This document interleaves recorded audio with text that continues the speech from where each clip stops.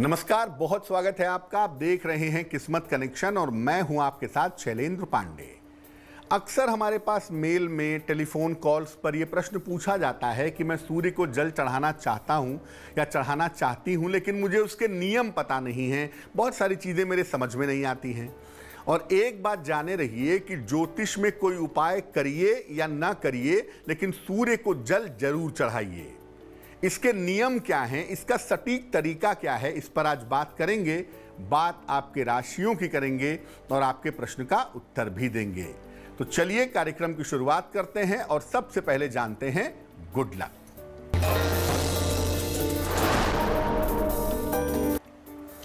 अगर आप जीवन में उच्च पद प्राप्त करना चाहते हैं तो रविवार के दिन, रविवार को शाम के समय हनुमान जी के सामने बैठ करके सुंदर कांड का पाठ करिए।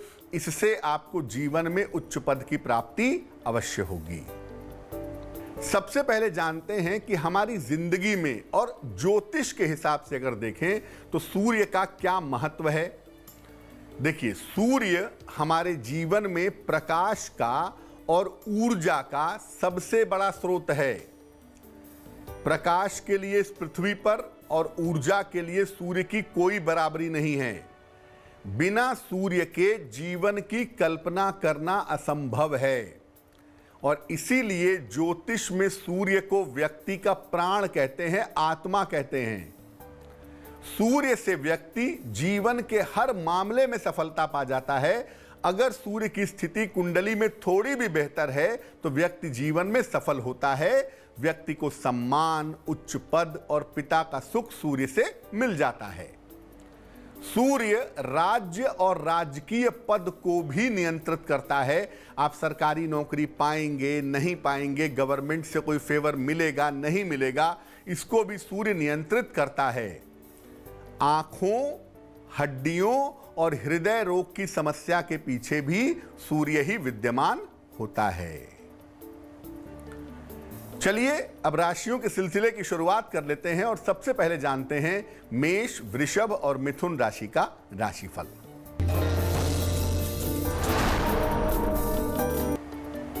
मेष राशि, दिन आलस्य से भरा हुआ दिख रहा है। किसी अतिथि का आगमन दिख रहा है। बेवजह की चिंता मत करिए, समय आपका बेहतर है। शुभ रंग आपका हरा और भाग्य होगा 70%।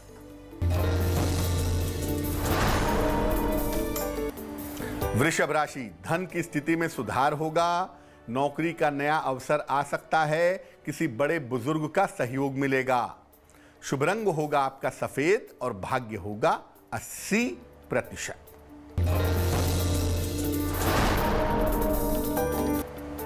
मिथुन राशि, परिवार का सहयोग आपको प्राप्त होगा। अगर कहीं पर पैसा फंसा हुआ है तो इस समय मिल सकता है। किसी मनोरंजन की, इंटरटेनमेंट की यात्रा पर आप जा सकते हैं। शुभ रंग आपका धानी और भाग्य होगा 90%। तो सूर्य अगर हमारे जीवन के लिए इतना महत्वपूर्ण है तो हमारी जिम्मेदारी है कि हम सूर्य को मजबूत करें, सूर्य को प्रबल करें। क्या करेंगे इसके लिए? सूर्य को मजबूत करने के बहुत सारे तरीके हैं और इनमें भी सबसे उत्तम तरीका है जल अर्पित करने का।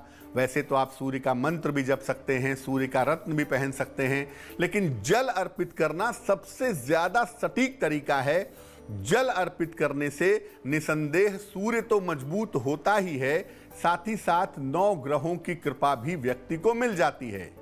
सूर्य को जल अर्पित करने से सूर्य का तत्व तो शरीर में मजबूत होगा ही होगा।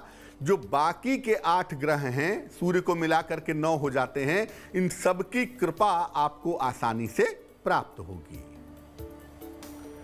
कर्क, सिंह और कन्या राशि वालों का वक्त कैसा है, आइए जानते हैं।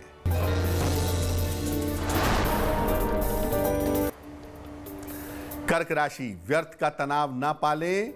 लिखा पढ़ी में सावधानी रखें। विवाह के मामलों में थोड़ा विलंब हो सकता है। शुभ रंग आपका क्रीम और भाग्य होगा 60%।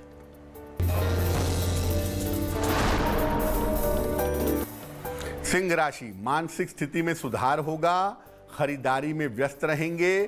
संतान प्राप्ति का योग बना हुआ है। शुभ रंग आपका लाल और भाग्य होगा 70%।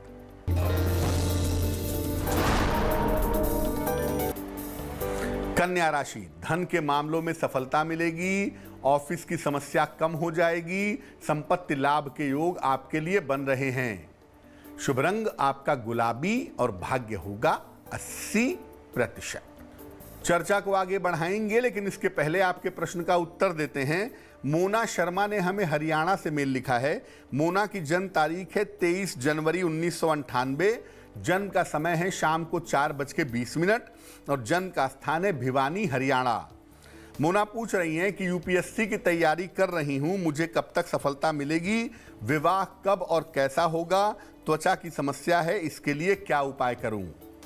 मोना, आपकी कुंडली बनती है मिथुन लग्न की और आपकी राशि बनती है वृश्चिक राशि। देखो, आपकी कुंडली के जो कॉम्बिनेशंस हैं वो कहते हैं कि आपको टीचिंग जॉब में, शिक्षा क्षेत्र में जाने का प्रयास करना चाहिए। तो अगर अभी तक आपने बीएड आदि नहीं किया है तो बीएड करके या नेट क्वालिफाई करके पहले आप टीचिंग जॉब में जाने की कोशिश करिए, क्योंकि वहां पर स्टेबिलिटी दिख रही है। इसके बाद प्रशासनिक सेवा के बारे में विचार करिएगा, क्योंकि प्रशासनिक सेवा में जाने की संभावना बहुत प्रबल नहीं दिख रही है। दूसरी बात यह है कि आपका विवाह होने में विलंब है। अभी लगभग आपकी 21 साल की उम्र हुई है और ज्योतिष के हिसाब से मैं आपको कहूँगा कि अभी आपकी शादी 27 साल पूरा होने के बाद होगी। 2025 पूरा होने के बाद आपका विवाह होने का योग बनता है और विवाह आप अपनी इच्छा से करेंगी। त्वचा की समस्या के लिए, अपने करियर को बेहतर करने के लिए और अच्छे स्वास्थ्य के लिए एक पन्ना बनवा करके आप जरूर पहन लें। एक 6-7 रत्ती का पन्ना चांदी की अंगूठी में, दाहिने हाथ की सबसे छोटी उंगली में, बुधवार की शाम को पन्ना पहनने से आपको लाभ होगा। अब अहम सवाल, सूर्य भगवान को जल कैसे अर्पित करें। देखिए, सुबह सुबह स्नान करिए। स्नान करने के बाद लोटे से सूर्य को जल अर्पित करिए। ये लोटा तांबे का, पीतल का, स्टील का भी हो सकता है। और जल सुबह के समय जितनी जल्दी अर्पित किया जाए, यानी सूर्य जब तक नवोदित हो, लाल हो, तब तक जल अर्पित किया जाए, उतना ही ज्यादा अच्छा होगा। और जल अर्पित करने के बाद हाथ जोड़ करके प्रार्थना जरूर कर लें। जो भी आपकी कामना है, जो भी आपकी प्रार्थना है, जल अर्पित करने के बाद सूर्य देव के सामने खड़े होकर के हाथ जोड़ करके प्रार्थना करें तो बहुत अच्छा होगा। सूर्य देव को जल अर्पित करने की सावधानियां क्या हैं, इस पर भी चर्चा करेंगे, लेकिन इसके पहले तुला, वृश्चिक और धनु राशि का राशिफल।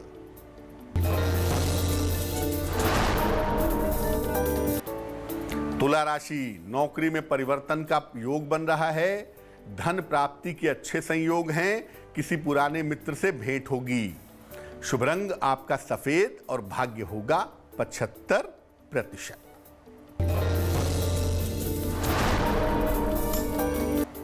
वृश्चिक राशि, कोई महत्वपूर्ण काम आपका रुक सकता है, सहयोगियों से मतभेद हो सकता है, शिव जी को जल अर्पित करें।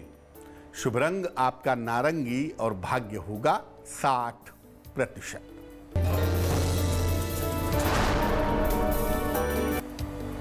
धनु राशि, नौकरी में बड़ा परिवर्तन होगा, धन का खर्च बढ़ सकता है, लेकिन संतान की तरफ से जो चिंताएं थी, समस्याएं थी, वो सुलझ जाएंगी। शुभ रंग पीला और भाग्य होगा 70%। अब ये जानते हैं कि सूर्य देव को जल अर्पित करने के नियम और सावधानियां क्या हैं। देखिए, बिना स्नान किए हुए सूर्य भगवान को जल अर्पित करने से कोई लाभ नहीं होगा। इसलिए सुबह अच्छी तरह से स्नान करके तब सूर्य को जल चढ़ाइए, ताकि सूर्य की किरणों का फायदा आपके शरीर को पूरी तरह से मिल सके। सूर्य जब लाल हो उस समय जल अर्पित करना सर्वोत्तम होता है। अन्यथा सामान्यतः ये जान लीजिए कि गर्मियों में 8 बजे के पहले और सर्दियों में 10 बजे के पहले जल जरूर चढ़ा दीजिए। जल अर्पित करते समय अगर आपके पैरों पर छींटे पड़ते हैं तो ये कोई दोष नहीं है, ये कोई पाप नहीं है, इसलिए इसकी चिंता मत करिए। अगर आप ज़्यादा चाहते हैं तो सामने एक बाल्टी रख लें और ऐसे जल अर्पित करें कि पानी बाल्टी में जाए, बाद में उस पानी को पौधे में डाल दें। जल में बहुत सारे लोग रोली मिला देते हैं, चावल मिला देते हैं, गुड़ मिला देते हैं, कुछ लोग राम जाने क्या क्या मिलाते हैं। देखिए, जल का जो प्रभाव है वो कलर की वजह से पैदा होता है। तो रोली मिलाना तो ठीक है क्योंकि वो लाल रंग पैदा करेगा, हल्दी मिलाना ठीक है, पीला रंग पैदा करेगा, नीला रंग मिला सकते हैं। जल के अलग अलग रंगों का प्रयोग जरूर कर सकते हैं, लेकिन उसमें गुड़ और चावल मिलाने का या दूब घास मिलाने का कोई अर्थ नहीं है, इसलिए ऐसी चीजों को मत मिलाइए। मकर, कुंभ और मीन राशि वालों का वक्त कैसा है, आइए जानते हैं।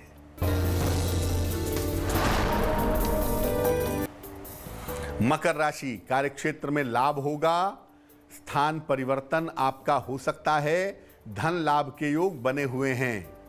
शुभ रंग आपका फिरोजी और भाग्य होगा 65%।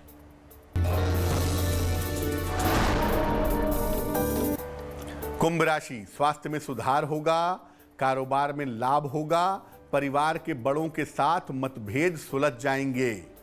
शुभ रंग नीला और भाग्य होगा 75%।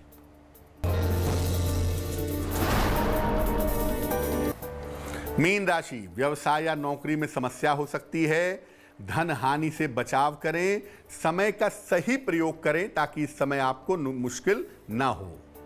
शुभ रंग आपका सफेद और भाग्य होगा 60%। तो आज हमने बात की सूर्य देव को जल अर्पित करने के बारे में, उसके नियमों के बारे में। अब जान लेते हैं क्या है आज की सलाह। अगर आपके जीवन में अपयश का योग है या बदनामी का योग है तो उससे बचेंगे कैसे? रोज सवेरे अपने पिता के चरण स्पर्श करें, सूर्य को रोली मिला करके जल अर्पित करें और अनामिका अंगुली से यानी तीसरी उंगली से, रिंग फिंगर से रोली का तिलक अपने मस्तक पर या अपने कंठ पर जल चढ़ाने के बाद लगाएं। अगर ऐसा नियमित रूप से आप करें तो आपको नाम यश की, मान सम्मान की प्राप्ति बहुत आसानी से हो जाएगी। तो आज के लिए किस्मत कनेक्शन में बस इतना ही। फिर होंगे हाजिर किसी नए विषय के साथ, आपकी समस्याओं के समाधान के साथ। तब तक के लिए मुझे दीजिए इजाजत और आगे जरूर देखिए रिश्तों की कहानी संजय सिन्हा के साथ। नमस्कार।